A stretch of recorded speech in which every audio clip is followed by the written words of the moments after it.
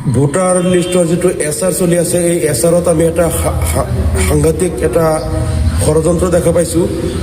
আৰু উৰিয়ামঘাট আদি অঞ্চলৰ পৰা উচ্ছেদ কৰাৰ পিছত যিসকল লোক নগাঁও, মৰিগাঁও বা অন্যান্য জিলাত তেওঁলোকৰ নিজৰ আত্মীয় স্বজনৰ ঘৰত আহিছে, তেওঁলোকক প্ৰথমে কোৱা হৈছিল যে তেওঁলোকৰ নাম য'ত তেওঁলোকে আশ্ৰয় লৈছে তাতে তেওঁলোকৰ নাম তাৰ পৰা ট্ৰেন্সফাৰ কৰি আনিব পাৰিব।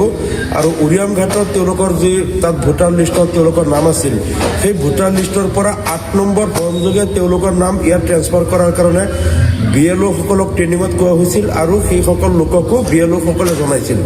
কিন্তু ইমান দিনে এপছটো খোলা নাছিল আৰু এইটো এপছ দেৰিকৈ খুলিছে। এপছ খোলাৰ পিছত যেতিয়া BLOসকলে ৮ নম্বৰ ফৰ্মৰ যোগেদি উৰিয়ামঘাটৰ উচ্ছেদিত লোকসকলৰ নাম তেওঁলোকে বৰ্তমান আশ্ৰয় লোৱা তেওঁলোকৰ পৰিয়ালৰ বা তেওঁলোকৰ আত্মীয় স্বজনৰ ঘৰ নম্বৰত উঠাব বিচাৰিছে, এই মুহূৰ্ততে ষড়যন্ত্ৰ কৰি উৰিয়ামঘাটত তেওঁলোকৰ নামটো য'ত ভোটাৰ লিষ্টত আছিল তাত ৭ নম্বৰ ফৰ্মযোগে তেওঁলোকৰ নামটো কৰ্তন কৰি দিয়া হ'ল।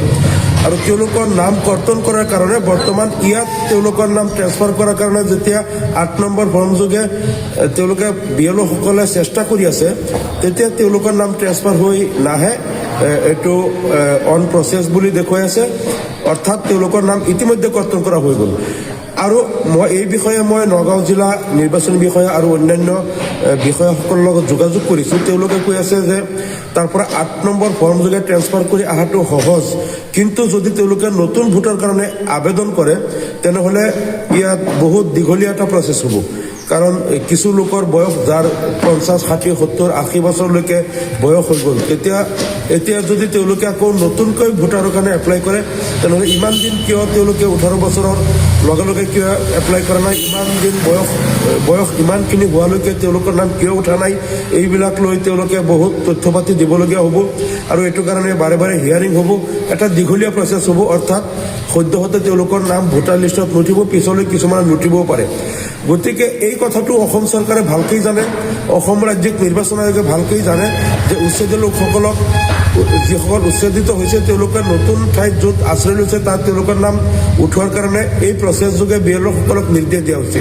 কিন্তু নাম নতুন ঠাইত তেওঁলোকৰ নাম ট্ৰেন্সফাৰ হোৱাৰ আগতেই তাত তেওঁলোকৰ নামটো কৰ্তন কৰি দি উৰিয়ামঘাটৰ বিভিন্ন গাঁৱত বা অন্যান্য অঞ্চলত এই লোকসকলক এতিয়া মানে ভোটাধিকাৰবিহীন নাগৰিক বা ৰাষ্ট্ৰবিহীন নাগৰিক কৰাৰ এটা ষড়যন্ত্ৰ ৰাজ্য চৰকাৰে কৰিছে।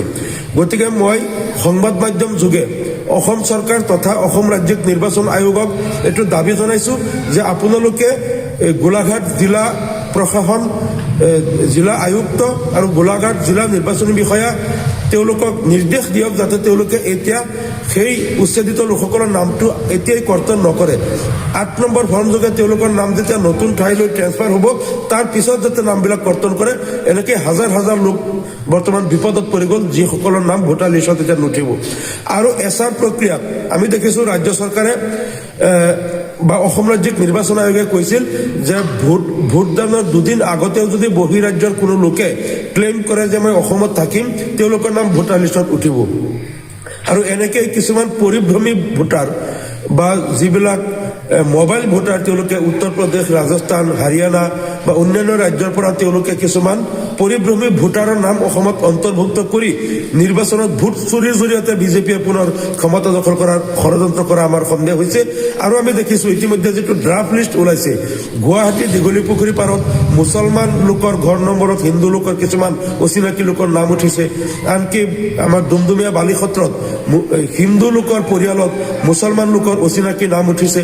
এনেকেই যাৰ ঘৰ নম্বৰত অচিনাকি লোকৰ নাম অন্তৰ্ভুক্ত হৈছে সেই ঘৰৰ মালিকজনেই নাজানে, তেওঁলোকক চিনি নাপায় আৰু তেওঁলোকৰ ঘৰ নম্বৰত কেনেকৈ অচিনাকি লোকৰ নাম অন্তৰ্ভুক্ত হৈছে এই বিষয়টোৱে এটা ৰহস্যৰ সৃষ্টি কৰিছে।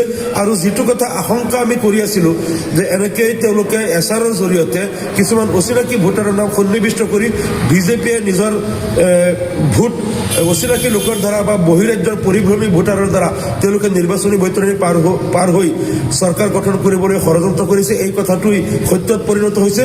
গতিকে আমি দাবী কৰিছোঁ এনেকৈ অচিনাকি ভোটাৰসকলক যাতে ভোটাৰ লিষ্টত অন্তৰ্ভুক্ত কৰা নহয় আৰু যাতে ভোট চুৰিৰে পুনৰ ক্ষমতা দখলৰ কাৰণে ৰাজ্য চৰকাৰ যাতে সক্ষম নহয় তাৰ কাৰণে সমগ্ৰ অসমবাসী জাগ্ৰত হ'ব লাগে। আৰু পুনৰবাৰ আমি দাবী কৰিছোঁ যে উৰিয়াম ঘাটৰ পৰা আদি কৰি বিভিন্ন ঠাইত য'ত আমাৰ মানুহসকল উচ্ছেদিত হৈছে সেই উচ্ছেদিতসকলৰ লোক নতুন ঠাইত 8 নম্বৰ ফৰ্মযোগে তেওঁলোকৰ নাম ভোটাৰ লিষ্টত ট্ৰেন্সফাৰ নোহোৱালৈকে যাতে তেওঁলোকৰ নাম কৰ্তন কৰাৰ প্ৰক্ৰিয়াটো বন্ধ ৰখা হয় তাৰ কাৰণে অসম ৰাজ্যিক নিৰ্বাচন আয়োগে হস্তক্ষেপ কৰিবলৈ আমি দাবী জনাইছোঁ। ধন্যবাদ।